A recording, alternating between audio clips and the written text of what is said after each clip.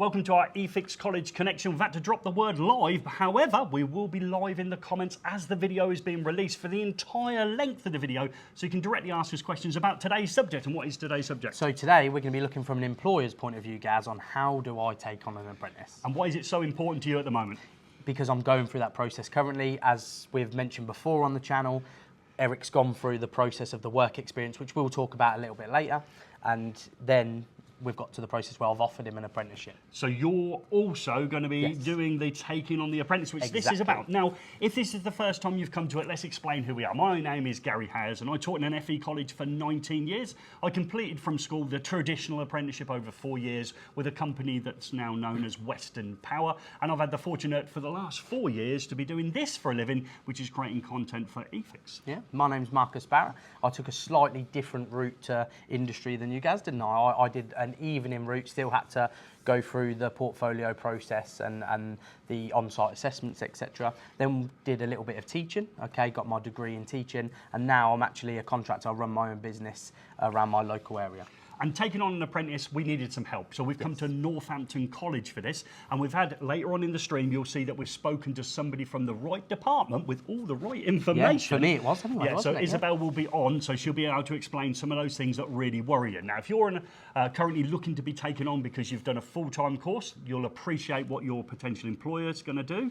And also, if you're that employer, there's going to be some great information, hopefully, throughout this stream that can help you and helped you. Yeah, definitely. And I would like anyone as well to add comments at this point. If you've taken on an apprentice, again, not being selfish, but this is going to help me out as well personally. I've never been through this process before in terms of taking somebody on in this way. So any comments will massively help other electricians as well who are thinking about, we're getting up to the summer, we're thinking about, the course is starting September, this is the point I'm going to take someone on. It could massively help them and help their decision as well. Yeah, and we're in that April, May, which is the time that people tend to finish their full-time course and people consider taking them on, especially if they've done some work experience with them. Now, before we get to that, we've got some exciting photographs because your future, hopefully, apprentice has been on holiday. Where's he been to? He's been to Cameroon. Okay, and any good budding electrician would say when they're on holiday, the first thing they're going to be doing is taking pictures of the electrical system in Cameroon, and he's done this for us. Now I'm going to bring the first one, we're going to do the rest of them at the end of this video. Probably the best one, isn't it, in terms of,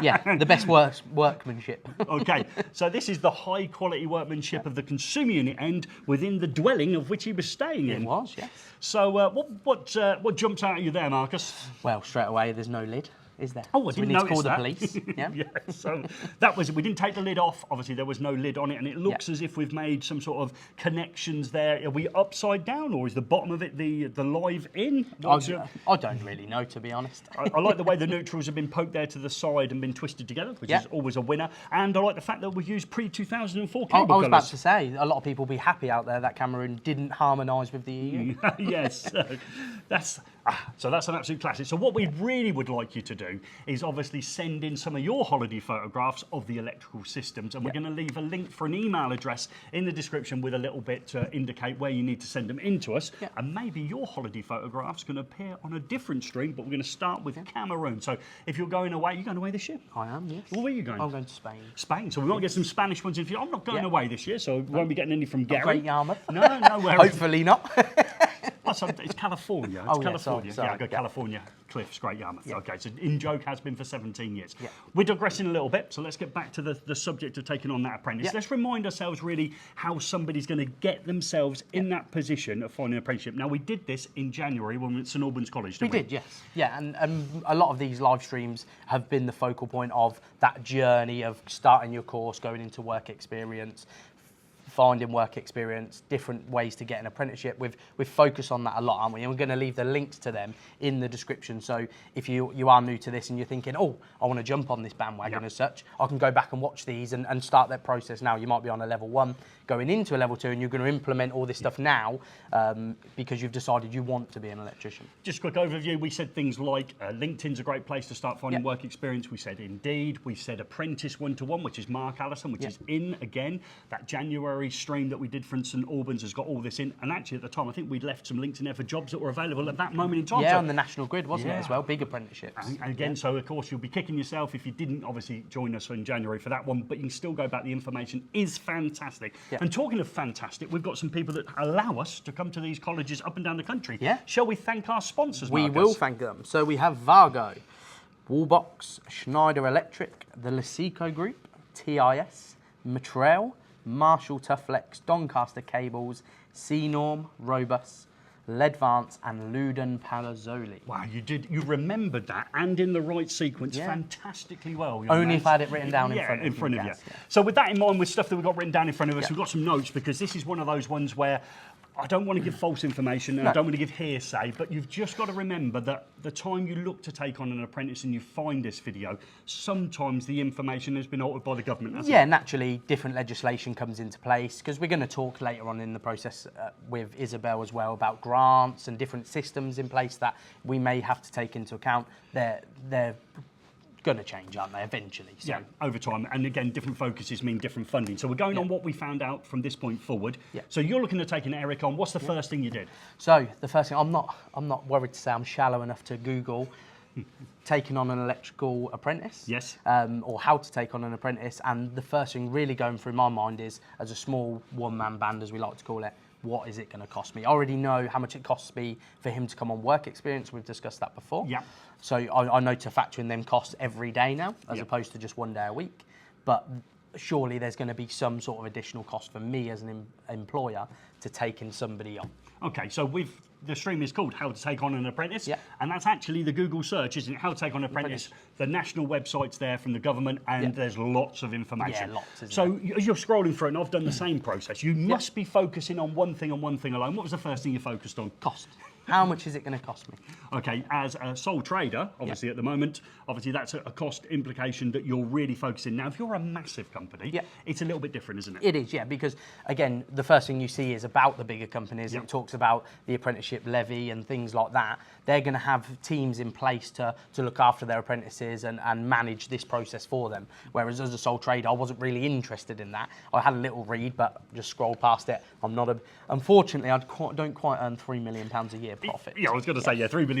So we're focusing in on this one of those sort of small and medium companies looking to take people on, which historically in our time of teaching, we saw happen with our full-time learners as they got their apprenticeship.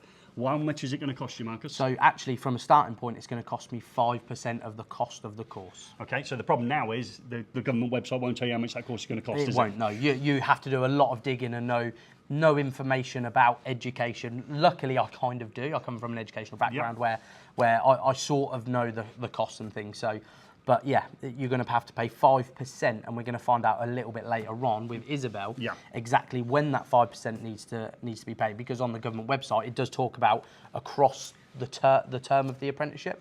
Right. So I would, when I first read that, and that's why I'm glad I've come here today and spoke to Isabel.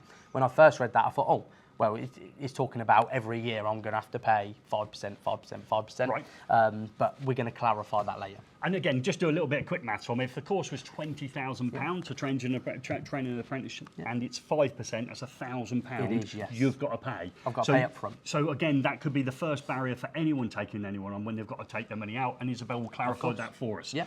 Now, when you're looking at that page and you're looking at the funding thing, there seems to be that you could get some money back for taking somebody on. Yeah, they still have sort of grants in place. I don't think they quite call them grants now. I know in the past it used to be more, but it looks like now you'll actually receive £1,000 if certain things are in place. So if your apprentice is 16 to 18 years old, you can apply for this grant, we will call it as such, of £1,000. If they're 19 to 25 and they're on an educational healthcare plan, so an EHCP, then you can also receive this grant. If they're 19 to 25 and they've been in the care system in their lifetime, then you can still receive that grant. So it's actually a good system that benefits people in a good way. I think that's super fair. Yeah. Okay, so that's talking about, so I've gone on the website, I'm focusing on, I've got to pay 5%, I've glossed over that, now I'm looking at, I could get some money. And that's £1,000. So of course we're going to need that clarifying. I think that's another great question for Isabel, isn't it? It is, yeah. Okay, so we'll ask her about that. It often sounds too good to be true. through and it probably is, and then you end up finding out, no, you don't get it. But okay, she will answer that one for us, and it might be a nice surprise when you get to that section. So you've looked at those, and again, I think the next decision you're probably going to make is where you're going to send them or who you're going to use to provide your training. Now, depending on the apprenticeship you did yourself, you might have been one of those people who come through the JTL system. So your brain's saying, well, I want to send them through the JTL system. Because that's all you've ever known, isn't it? That's just the way we work, isn't it? You could think of a private training provider of another type, but JTL tends to be the most predominant one out there. Or it might be that you think, I know where my local college is, I've done some courses there myself, and I've done my test inspect, my regulation update, and I'm going to send them to the local FE college. So that's a decision you've got to make really before you start any more processes. Yeah, definitely. And I have the benefit of coming from an FE background, so I know sort of how the process works. But again, my advice to anybody would be, and it's something that I'm doing it right now, aren't I? I'm visiting these places first because I have an investment in Eric that I want him to have the best possible place in the best possible in my area. So yeah, and this goes back to when people who've got children and trying to find the best school for them. We tend to do a lot of research, don't we? And we sometimes don't go to the school at the bottom of the street. We try and get them into a school across town because we believe it's better. I'd say to anyone employing an apprentice, use the same sort of mindset on your apprentice. Just because there happens to be a college maybe within a couple of miles, maybe another one that's worth having a look at. There might be a bus journey, okay? Maybe your apprentice isn't driving. It might be a bus journey across to get there, but it might be a better college with better success rate and better experience for the learner. And eventually that's going to benefit you in the long term, because if your apprentice can timely complete with someone, they're going to be completed and be able to do more for you as an employer than if they take, let's say, 6 or 7 years to do this process. Okay, so for those people that are obviously the full-time learner trying to get an apprenticeship and obviously the employer who's taking them on, the question I would ask and only ask to that to the training provider is, what's your success rate for timely completion? It's about 4 years for electrical apprenticeship. Yeah, that's what it stated on the actual framework. You would think that 100% of the people that start would finish within 4 years. Is that the case? No, we know that not to be the case. And we can see timely completions down at sort of 12, 18, 15%. And I would say that would be a little bit of a red flag to me as the employer, thinking, I'm going to have a person with me maybe longer than 4 years still classed as an apprentice. You might be thinking, oh, that's good, I'll pay them less. But obviously it's no good for you as a business that you've got this person lingering around in. So again, ask for timely completion data. So that's sort of the bits that we got off the website that got way confusing then. So that's where Isabel's going to come in and save us on the rest of it. But there is something you're going to have to produce without any help from the college or training provider. You're going to have to produce for Eric. What's that document? And that's a contract of employment. Okay. Yeah, so I'm going to have to go through the pain as such of maybe paying somebody who's got the legal advice to be able to write this contract up, because again, this contract covers Eric, but it also covers me as well. So I need to have stuff in there that I believe is necessary for his contract of employment. Oh, right, and that'll be different for everyone. So we can't even say we can leave a link to a basic template in the description. No. Unfortunately, at the moment, we're going with, you're probably going to have to do it. And the key things in there probably, would it be pay? Yeah, pay, working hours, holiday, things like that. Conditions? Conditions that you're going to be working in are all going to be needed to be included. It's quite funny, really, because before I took Eric on as an apprentice, he said to me, can't you just give me an apprenticeship and don't pay me? Just let me get my qualification. And I had to explain to him, some people there would have said, sweet, let's do that. But I said to Eric, and because he's an investment for me, I'm not trying to take the easy route out. I said, that's not how the world works. He's like the son I've never had. I've helped him get his driving licence and all sorts. But I said to him, that's not how the world works. Eventually, if you took that route, eventually you're going to be doing that for a long time because that's the way you've been brought up to do it. And I said, that's a mistake most of us made. I made it before, not necessarily pricing jobs correctly just because I wanted to be nice. But that's not how the business world works. I had to explain that to him. Unfortunately, I wouldn't morally feel right doing that. No, nobody works for free. And again, if there is a job opportunity, it needs to be paid and rewarded accordingly. Of course it is. But that contract is something you've got to source. Yes. Now, a lot of the other stuff we can actually have support, and Northampton College is fantastic. When we generally Googled, where did they appear in the Google search? So they were literally second on the list. Yeah, so the first behind the government. The government's when they were second. So, of course, they've been very proactive to make sure that anyone that Googles for apprenticeships finds Northampton College, which is another, I would say, green flag, not red. Okay. And we look for other local ones on that list as we scrolled up. We couldn't find them, No. Literally, we went a couple of pages and we could not find a single provider that offered electrical apprenticeships in my area. Yeah, which is good to see from, again, I'm visiting here, aren't I, as a potential place to send Eric. So it's a good thing for me to see that actually they're marketing it in the right way. Yeah, and like you said, it's really the only thing, the employment contract we have to do. And also there's, which we'll talk about with Isabel, there's a system on the government website, sort of like the tax system, where you have to have an account, but we will talk about what is involved with that. Okay, I think we've teased the role of Isabel for long enough. Now, this is fantastic information, and again, just take a time to listen to this, because this solves all of our problems. It does, yeah. So we're here at Northampton College, and I'm looking at taking on an apprentice, as you all know, and I've got some questions to ask while I'm here. So I'm here with Isabel, okay, and I'd just like to ask you to explain what your job role is first. Lovely. So I am the Apprenticeship Placement Officer here at the college. So what I do is I liaise with employers and apprentices and get them sort of a matchmaking service, really, and get the right applicant in the right job role. Also speaking to students at schools as well about what an apprenticeship is, sorts of ways that they can go about getting them, and advertise the companies that we work with as well. Oh, perfect. So it looks like I'm speaking to the right person for the questions I've got. So as an employer myself, and I'm looking at taking on an apprentice, the first thing I would sort of like to know is what involvement do I need to do with yourselves in the sign-up process? So as an employer, what time is it going to take me? Because obviously I'm a small business. Anything I do outside of my working on site is going to cost me money. So I'd like to factor that in as a potential thing into my business plan, taking on my apprentice. Of course. So initially, you'll obviously have to let us know that you want to take on an apprentice. We will speak to that apprentice as well, make sure that they've got the correct grades and everything. We do all of the sort of the check-in process for you. Oh, okay. We'll have that conversation with you, make sure that you cover the right range of work to start with, and then all of the paperwork is sort of organised by us, and all we really need from you is to have a conversation about what's involved, and then your signature, basically. Oh, lovely. Sounds nice and easy, because I obviously looked on the government website and seen all of these different lists that I thought I had to do, and actually you're telling me you're going to take most of that process. So we're talking sort of about the commitment statements and stuff like that, where we have the training schedules and stuff. You're going to cover most of that. But when I looked on this website, it involved a cost. So it talked about obviously a 5% cost that I have to pay, which I'm aware of now. Is that something, because it mentions over the course of the apprenticeship, is that something I have to pay up front? Or is that something that I sort of pay increments in? So that's paid to us right at the very start of the apprenticeship. Obviously, there's the 5% cost is because you're a small employer. So any larger employers would have to pay the full cost, but it is only that 5%. However, if your apprentice is 16 to 18, you will receive an £1,000 incentive. Oh, lovely. You get the first £500 after the first 90 days of them being on programme, and then you get the second £500 after a year of them being on programme. So you'll almost make your money back anyway. From the cost that it is that you have to pay right at the very start. So again, the way you've put that for me is a lot more easing for me as a small employer, trying to read all of that jargon, as they call it, on the website. And when I looked on there, in terms of the 5%, it talked about I need to have a certain account. Is that correct? Yes, so you need to be registered on the Digital Apprenticeship Service account.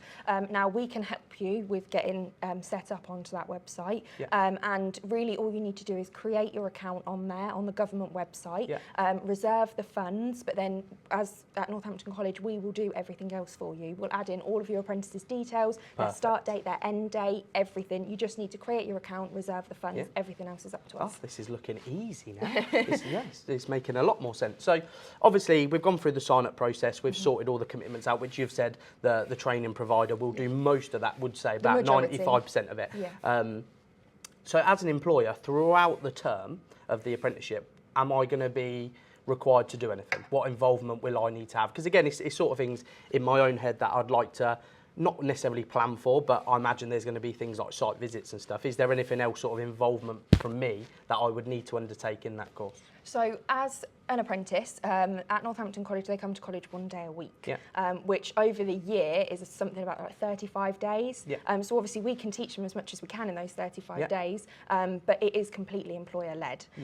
So there will be things obviously you have to show them on site, and then they'll come to college, they'll learn the theory side of things, sort of the why you do things, rather you teach them the how to do things. There will be site visits every 4 to 6 weeks. One of our assessors will come out on site. Okay, as often as that, is it? Yeah, lovely. come out on site, see your apprentice and see you. They will need a mentor to them as well at work, assigned to them, so that they've got somebody that they can talk to if they've got any questions. Also, we use an e-portfolio system, and you will have complete access to that, so you can see if your apprentice is uploading all of their work on time and keeping up to date with that. Also, any attendance, that's all given to you as well. So if they don't turn up to college, we'll let you know, sort of everything like that. But the main involvement from you is making sure that your apprentice is still happy at work and making sure that they are doing that work. And when their assessor comes out to say so-and-so is not doing it, that you can pick up on that. Yeah, perfect. And I noticed you mentioned sort of the e-portfolio there as well. So as a lot of small employers are, some of them will mainly be in the domestic sector, but they still might be looking to take an apprenticeship on. I'm sort of lucky where I cover commercial and industrial as well, so it sort of covers the full aspect of the apprenticeship. If, let's say, I was mainly a domestic electrician and I didn't really cover industrial, can I still take an apprentice on as long as I sign an agreement that I will maybe subcontract them out to a friend of mine from down the pub who does focus on the industrial element? Exactly, yeah. So as long as over the course of that apprenticeship, over the 4-year apprenticeship that they will do, that they tick off everything that's on their sort of training plan, then yes, of course, we have that quite a lot where employers maybe they'll go and work with somebody for a week and they'll tick off those elements of it as work experience is sort of what we call it. They're not employed by that employer, they're still employed by you, but they'll go and do their work experience a week with somebody else. Oh, lovely. So, yeah, I think I've got a better picture now, and that sort of the things I was worried about was not necessarily the paperwork side. I've always been a little bit computer savvy, but in terms of the time of sorting out that paperwork, and like you've said, you're going to cover most of that for us. So, yeah, I haven't really got any questions more to ask. So, I guess it's back to me and you, Gaz, in the studio at Northampton College. Ah, there we go, Gaz. I can put my feet up now. Isabel's made it sound very, very simple, isn't she? Yeah, so that's just signing up for the digital thing online. Yeah. Did I get a whiff of that? Yeah, you did. There's a little bit of digital work, but again, as Isabel said, and we spoke to off camera, didn't we? All we have to do is sign up for the account. We link it with the training provider we've chosen, and they will take it from there. They'll fill out all of the contact details, everything that's needed. The payments you make will all be completed by them. And she also said it's just a simple case of a phone call or an in-person visit to the college, and all they need is a little bit of details about you, sort of phone number, email address, as well as your apprentice, and it's done. And that's it, yeah. Then they take it from there. They sort out all the paperwork. They contact both of you. She did to mention that your apprentice will maybe have to go in for sort of maths and English screening and stuff like that, and induction and all the stuff that comes with any sort of course that you do at any provider, really. So we're in a great position. But the bit I got there, it sounded like you went to college for 35 days in a whole year. Imagine that. Most of us would say, so you did a short course then. We don't like short courses. So for me, this is a really important bit for both parties now, both the person who's doing the training and both the person who's providing the job and training opportunity. The most predominant teacher in the life of any apprentice is who? Is the employer. The employer. And that would be the biggest thing for me, especially for very small companies where all the onus is going to be on you for Eric. It's not as if you can share them around a large company. No. That actually you've got to take that really seriously, because it's like anything, you only get out what you put in. Exactly. And if you want your apprentice maybe to be cheap labour, you're not exactly going to get a lot out of it, and the apprentice needs to see if they're being used as cheap labour. Yeah, exactly. Because obviously it's an ecosystem of learning here. It is, yeah. And like you said, 35 days, that is not enough to learn everything you need to be as an electrician, is it? In year one, obviously, we've repeated through. But how many days do you go to work roughly? Roughly, I think if you look at it, it's about 230 working days in the year. Wow. Yeah. So most of them are with the electrician. Yes, exactly. Okay. So, and again, and any apprentices watching this who maybe have an employer who isn't letting them just fly off doing downlights and pulling in circuits, maybe use that as a bit of a confidence boost. And I say this to Eric, and I know he doesn't like it sometimes because I'm not letting him maybe just fly off. He still can't use an impact driver because he still rounds off the screws. But for me, especially coming from an educational background, it's about trying to teach him. And I've got 4 years with him. Yeah. There's no rush for me to teach him how to do everything right now, so that actually he can make me a little bit of money now. I'm not worried about that. I'm worried about investing in him for the future, where actually maybe I can take a seat back and have another couple of people working for me, again, just from a business point of view, and I bring him up bring him up is the word, isn't Well, it? bring him up, I like that. Yeah, You bring him up. bring him up, yeah. You do, into the electrical industry. It is a relationship. He's male and you're male. It's a father-son relationship. Yeah. Obviously, if it would be father-daughter or they, whichever the people are going with, as that relationship between you. But it's not, though, is it? Because you are the employer. Yes. You've said this to him, and he is the employee. Exactly. And there's that relationship as well. But just remember, it's down to the electrician for the majority of the time. And we say, don't we, often, especially when timely completion comes in, they didn't fit. What did the college do? Yeah. Well, they only have them for 35 days for 4 years. What do you expect them to do? And yet, so they only have them 35 days, yet they're still doing all of this for you. Yeah. They're doing an e-portfolio and letting you have access to that so you can track them. And it's important as an employer that you do take note of that. I'm going to be paying Eric to go to college. Yes. I want to make sure he's going there and he's learning. Also, again, I know it because I come from an educational background, but I will look at the schedule of what he's learning and I will try and implement that to benefit him. Mainly. And that can be hard for some people, obviously watching it as the employer. But what I would say to you is if they're only going for 35 days and you robbed 5 of those days where you needed help, you put them at a massive disadvantage. So more than a month's worth of learning. It is, because it's only one day, obviously, of those 35s, 4 days in a month, maybe. Yeah, and we know what it's like teaching, don't we? You have to get a lot into them days. You do. Yeah. And just appreciate that as well. Support your college. And what I would say for support, this is something that's deep in my heart. As you send your apprentice to college, how about volunteering to come in for half a day? Yeah. Maybe do a little bit of talk. Maybe you're an EV specialist. Maybe you're a solar specialist. Maybe you're an industrial specialist. Go in and talk to them and actually appreciate what it's like to be the other side. You all remember when you were at learning, you might not have been as dedicated as you could have been. Now you're an electrician and an employer. You expect the reverse of your apprentice than you perhaps put in yourself. Going to college. And also, what happens if you've got some remaindered stock, or maybe on site you're taking out some dado trunking that's in great condition, but of course the room's changed. What would you suggest you could do with that stuff? Maybe donate it to the college. We've been to lots of colleges, haven't we? And we always give stuff from the great sponsors. They support them massively, but every little helps with colleges. You get a lot of learners through who maybe don't look after stuff as much, do they? Because your new out of school kids, they maybe don't know how to treat stuff, or like you said, we've said before, screws rounded off and that, anything like that massively helps colleges. Yeah, you're ripping out a load of rubber, vulcanised Indian rubber cables, and you're lobbing them in skip. College will go, we'd love to see that, because obviously it shows it's a signpost to where we were before. Yeah. I've taken out an old shower because you're replacing the shower on work, but again, you look at the rig behind us, there's a shower on there that never needs to work, it just needs to look like a shower. Exactly, so for test and inspection processes. Yeah, absolutely. Yeah, and when we think about what we've got to do at college, it's the mix, isn't it, between what you learn at college and how you implement. So if I use plastic conduit as a good example, on site we'll learn how to bend it, how to get smooth sets, etc. in it. But then we start pulling the circuits in. We probably don't spend as much time thinking about the capacity, do we? No, again, it's sort of conversations I'll have with Eric. Maybe I'll make him aware that there's calculations, that we have to use certain books, we have to read again, Gaz, as we always mention, the on-site guide and stuff like that.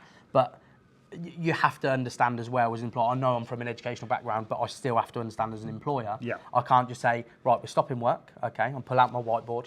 We're going to have an hour sit down and I'm going to teach you how to do every cable calculation, give you an exam afterwards, then we're going to get it graded, then we're going to give you a review. It doesn't quite work that way, does it? So you'll mention it and you'll talk about it, and maybe it's important as an employer. Yeah. You know that they've done cable conduit calculations, you're doing conduit on site, you can question them, you can sort of back up their knowledge with what. And that's a good link, isn't it, between sitting in the classroom at college, and they look like classrooms at school. The workshops don't. The workshops, you'll never see those at school. Exciting looking workshops in an FE setting or a private training provider. Yeah. But of course, you do the conduit calculations, and then obviously you apply that learning on site. And we're really in a fortunate position, because when we were down at Saint Albans College, we had a word with Sammy. We did, And Sammy went through those basic calculations to get us a little bit of a head start, maybe. Let's see what Sammy had to say. Hi, I'm Sam. I work at Oaklands College. I mainly teach level 1s, but I do teach level 2 in the workshop. And today we're talking about conduit factors in our short straight runs.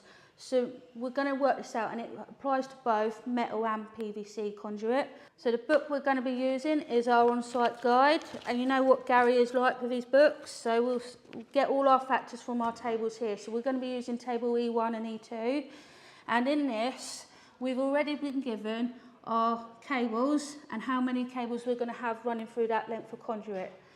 So if we get into the calculation, we know that the factor from table E1 for 2.5 mil stranded is 43, and we've got 6 lots of that. So that ends up being 258. Our 1.5 in stranded, our factor is 31, and we've got 3 lots of that, and that comes in at 93, and our 6mm stranded is 88 times 3, and that comes in at 264. Okay, so if we add all of these factors up together, we end up with 615 for our overall factor. When you think about this, we normally work on 20mm PVC or metal conduit when we're on site. That's usually our go-to. However, we know that from our book, 20mm has a factor of 460. So we know that our conduit size needs to be bigger because we've got a higher factor overall than what that 20mm conduit is. Therefore, we go to the next size down and we have 25mm conduit size with a factor of 800. Therefore, we know that that is going to be more than enough to deal with what we need to for this scenario. So as we looked, we had short straight runs. We've now got to go into a different route because the customer wants it somewhere else, and we've now got to go a longer length and we've got a bend in it. Working from tables E3 and E4 in our on-site guide, we can have a look. So our 2.5 has a factor of 30 and we need 6 of those, which equals 180. And then we've got 1.5 at 22 times 3, we know that that's 66, and we've got 58 times 3, which equals 174, and our total should be 420. So if we went through to our table now on E4, we can have a look, because the length of run we've got, we're going to use 4 metres, because that's how long it's going to be, and we can look at our table going along to where we've got one bend, and coming up just inside the 420, we've got a 25mm bit of conduit. So if we write that down so that we don't forget it. Back to you, Gaz and Marcus, wherever you are. Massive thanks to Sammy and the people down at Saint Albans College. Since we've been there and done our EFIX College Connection, they are part of the ecosystem, which is these college connections, as is Northampton College. Yeah, they are. Yeah. I came in to see them almost a year ago. They invited us back to do this stream. We can't say it's live. We're live in the comments, remember. Keep banging those in order that our relationship carries on. Now, I know what you're thinking. Guess what people are thinking at? Tell me what they're thinking. They're thinking, I just want to see the photos from Cameroon, guys. Yeah, there's some more photos from Cameroon. We've got Eric's holiday snaps coming up. But you might have not noticed, but it is behind us. I've got a nice display board here that is one of the ones that we actually take into the colleges and leave behind. There's a lot of learning in there, and there's a lot of ways you can pick up some additional certification to help yourself. There is, and in the video you'll see us point out areas where straight away you can gain access to this video library as well. Okay, so let's go over and see the Lewden industrial socket. Let's take a closer look at this industrial socket, which I'm very pleased to say I get to leave behind at all our college connections that we do, thanks to the great support by Lewden Palazzoli. And there's also a QR code here for the learners that have the board left in their college. And if they scan that, they can go through to the video content that can help them understand this better. And we will leave those links in the description. So what have we got here, Marcus? So we're looking at an interlock socket outlet, Gaz. And what I mean by interlocked is actually it won't allow us to turn on any power to this point here until we've physically plugged into the unit itself. Okay, so I can't energise the pins here until we've actually put the plug in the front of it. Another little thing here, we've got the keyway, and that's the little lump on the actual plug itself. And the keyway is always in relationship to the earth pin. And looking at this arrangement here, I can see it's obviously 3-phase. Yes. And what's the amp rating of the actual outlet itself? So here what we have a 32 amp 5-pin outlet. Okay, so we've got the neutral and protective conductor. And as it's rated at 32 amps or below, this one being 32 amps, it needs some additional protection, doesn't it? It does, Gary. So what we've got here is we've got additional protection via an RCD, or in this case, we have an RCCB in the unit here. Okay, so RCCB. Now, we've done a training package explaining all about the different types of RCD protection. And again, I'll leave a link for that in the description. So you watch a video and answer some questions, you get a certificate. And my eyes are drawn there to 30 milliamps. That's the maximum it can be to offer additional protection. So it's 30 milliamps or below. Or below, yeah. And what's that little symbol there? So as you can see here, this is referring to the type of RCD we have in this installation. So as you can see, we've got an AC waveform and a DC waveform, indicating that it's a type A RCD. And there's different types of RCDs and what we should use them for. And again, that training package will be linked in the description. It's worth doing it because one of the types of RCD, which we're not going to tell you, you can't really install against anymore, can you? No, it's very, very difficult, let's say, to actually find an installation where it's going to be valid to install that type of RCD. And then when I look down here, I see some letters. I see IK and at the top there, IP. So this is IK08. Yeah, which is talking about the impact resistance of the unit itself. Okay, and at the top there, we've got 2 different IP ratings. And again, there is a training package explaining all about industrial sockets, the interlocks, IK and IP ratings. And I'll leave again that link in the description. With 2 IP ratings, it can be a little bit confusing, but think of it like this. In this state here, what's its IP rating? So in this fully closed state, we would be looking at the IP rating of IP66. Okay, and once I plug in... What we're going to do when we plug into this unit is... Turn it the right way. It was already open. Okay, yeah. Okay, we can see there was a seal there, which is now open, and we've gone into the front with our actual plug itself. What's its IP rating now dropped down to? So now it's dropped down to IP44. Okay, so again, they're the sort of things, as people going through the electrical industry, you need to be aware of. Obviously, what IP stands for, what does it stand for, Marcus? International protection. Yeah, other people will argue against that. It's ingress protection, etc. But its IP rating is 44 and 66, and there we've got our IK rating. And again, they're all things that you should know on your training process, and we can help you with the 2 links in the description in order to work out RCDs and industrial sockets. We've teased it long enough. I think it's time to step back to Cameroon. I think it is, Gary. So let's bring the first one in. This is, wow, what's this then? There's not a lot there to comment on, I would suggest. What's that? I have no idea. That looks like that's where an outlet might be in the future or was in the past. Or was in the past, yeah. Okay, so that's is that like a conduit system coming in, is it? I don't know. We'll have to... It's hard to tell, isn't it? Yeah, absolutely. So there's the first one. This is one of my favourite ones, 2-way lighting. Yeah, this is how they practice it, you see. yeah. I think you'll find that's in a dwelling. That's actually the light fitting above it, and we're using, it looks like single cables clipped to the fabric of the building. It does, yes. Okay, and obviously the switches themselves have no fronts on them. So that is in the house in which Eric was staying in? It is, yeah. Well, I think actually that might have been the hotel. Oh, right, the hotel well. that he stayed in. Wow, so to get a little bit better electrics in the hotel yes, is what we're saying. because you pay him for that. Okay, top-end stuff, top-end stuff. So let's have a look at a switch. Wow, we've got a cover on it now, so lovely, that's a bonus. But we've got single insulated cables. Yeah. I'm more worried about the IP rating at the top of the enclosure. yeah, that's not 4X, is it? And we've mounted on some sort of wooden board as well there. Yes. So I'd say those single insulated cables. But it goes back to it, doesn't it? If you've got very limited access to electricity, if you can get some electricity, you don't really care what it looks like. Exactly, and Eric explained to me, he said they don't care, as long as it works, that's all they're worried about. Okay, yeah. Well, we're slightly more worried about the safety element of it. Yes. But if you didn't have it looking like this, you had no sockets and lights, that's probably worse, is it, for them? Yes. Here we go again, so again, just hanging there down on its cable. Yeah. Decorative fitted. Yeah, wall lights. Yeah. Okay, so we've got the wall fitting there. Again, we can't really see too close. Well, next time we need to Eric a bit better instructions how close to get with his photos. We're back into another. Is that being used? I believe it is, yes. Outside. He actually showed me a little video he took of it as well. So this is outdoor enclosure. Okay, right. Yeah. Never rains in Cameroon? No. Obviously. No, apparently not. So lots of things wrong with that. Obviously, we can get to it. It's outside. There's some sort of contactor there as well. Don't know why. And there's that black. Is that a vulcanised Indian rubber cable? It looks like it. Does look like it, doesn't it? Okay. So yeah, lots on that one. So again, remember, if you want to send yours in, we'll leave a link in the description where you can send an email in with your holiday photographs. Okay. There's another light fitting, a set of connectors there. No Vargos. It looks like something in the lamp as well, doesn't it? A bit of moisture, maybe. Yeah, maybe. You've done that before, yeah. So and there we go. So there we have a decorative wall. Well, yeah. Positives here. It's actually fixed to the fabric of the building. Yeah, it's gone for the rustic look. Yeah, and again, they don't seem to like an enclosure, do they? They want to get straight to those electrical connections with your fingers. Next one is another beauty. Another one of my favourites there. So again, lovely. Is that a bit of trunking? The back of a trunking? It looks like the back of a trunking, doesn't it? It looks like it's been fixed there previously. I'm not sure whether it's sort of like wallpaper where trunking was. Right. They've wallpapered up to the trunking, taken the trunking off, and then you've got the strip there that looks like trunking. It is hard to tell. I'd like to suggest you thought there was some wallpaper going on as well.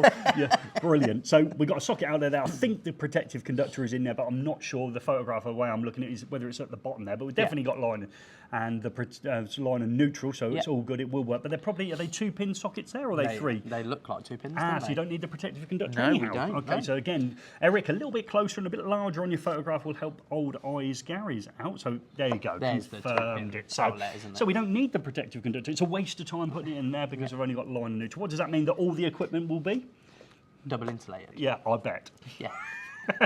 Okay, so now we're gone for a more, what's this, industrial look? Yeah, this is, he didn't necessarily specify exactly where he was. Okay. It's just when he was walking around and visiting different places, he was taking pictures. Okay, so that's some sort of barn. So effectively the cable's also a catenary, is that the idea? It is, yeah. Okay. So it's a multi-purpose cable. I like it, and they've wrapped it around the beam to also be a support. Yeah, and I think they're going to apply for, obviously you met BASIC approval, they're going to apply for that approval for that, I think. Yeah. Wow, so a little bit different there, isn't Yeah. it? So back into it. I already like this one. Yeah. Got a cover on it. We have, yes. There's nothing wrong with this one, Eric. What do you take this for? Just to show us how good the wiring Yeah, is. yeah, I think, it just took it as a, show two sides to every story. Okay, we saying the lighting circuit's fused at 10 amps? It looks to be, yes. And they're worried about inrush current on those lamps I because think they're so, yeah. C-type breakers as Yeah. well? Okay, I wonder what the earth fault loop impedance is going to be like for that device ever tripping. But again, it shows you how thankful we are for our own wiring system. Yeah. Wow, and then we end on a good one. Yeah. So I would suggest them lights are pretty close to each other, they both work. And we're They are. thinking that only one of the fittings work? I would imagine that one of them only works now, and I'm going to hazard a guess that the newer looking one is the one that works. So you're going for the batten I fitting am, to be yes. failed, and the single pendant there to be the one it looks like a new lamp. Is that LED lamp in there? Yeah, it looks like it, doesn't it? Okay, so I would say there some interesting holiday photographs. Oh, very much so, isn't it? And it just gives you it gives you something to think about, doesn't it? How seriously we take safety in this country, and in terms of our electrical system. And we're always quick to jump on stuff on the internet, aren't we? Of wiring in this country, and actually, when you compare it with, other stuff around the world, it's considerably better, isn't it? Yeah, so we're not suggesting that that's great wiring by any No. stretch of imagination, but again, when you have no electricity Yeah. and somebody has offered to get electricity into a room or rooms in your house, you don't know whether that's correct or not. No, and again, we don't know the regulations of that country, do we? So it might be up to regs, they might have gone above and beyond, not working to the minimum requirements. I don't even know, yeah, that's almost the bombshell to end it. So, of course, we'd love your photographs. Can you get them to us? Can you use the email link that I'll leave it in the description? Send us some of your photographs. If you do, make sure you leave your name with them and we'll try and give you a shout out and maybe could be a regular segment, or if nobody interacts with it, it won't be a segment we'll ever see again until you go on holiday to Spain. Exactly, and I will find some stuff. Because I'm not going on holiday at all. Now, we couldn't make these live streams work without the great support of the following people, could we? So see if you can remember them all this time. I will. So we've got Vargo, Wallbox, Schneider Electric, the Lasico Group, TIS, and Matrel. We've got Marshall Toughlex, Doncaster Cables, C-Norm, Robus, Ledvance, and Lewden Palazzoli. And I personally have been to Doncaster Cables now, so I'm looking forward to working my way down that list to visit all of these places, especially Lewden Palazzoli. Yeah, Brescia in northern Italy. Yeah. We'll do a live stream from there. I think we've got more chance of going to Braintree and doing it from there, which would be a good one because it sort of links in nicely to where we're going next. We're actually jumping away from FE, setting now where We we're are, going next. yeah. So we're actually going to go to a wholesaler, aren't we? Okay, so it's going to be, we're going to be at a wholesaler in Rexel in Wellingborough on the 22nd of May. So if you are in the Northamptonshire area, like we are today, if you are in the Northamptonshire area and want to pop along to Rexel, we will take maybe mid-afternoon, we can take, or late morning to probably afternoon. late morning, yeah. We'll probably be able to stand at the counter, maybe hand out some stuff and have a chat to people. So if you want to join us on that. That gives us another look, doesn't it? If you're a full-time learner in an FE setting, do you know where your local wholesaler is? Do you know what they provide? Is there things in there you didn't realise electrical wholesalers actually going to provide? I'm sure there'll be numerous things. Yeah, I saw some de-icer. Yeah. So every time I go in there, I always look at it and think, no, I just want to buy it because it's there. And I can say, I bought from my electrical wholesaler a lovely bottle of de-icer. So that's where we're going next on the 22nd. Monday the 22nd, we'll be in Rexel in Wellingborough. That'll be our next, not live, are we? We're not being live, we've been live in the comments, and it is your comments, and we thank them for you. If you got to the end of the video and you didn't watch it when it was released, please still leave your thoughts and comments, especially as things change and alter, to help the other people within the community. We would appreciate that.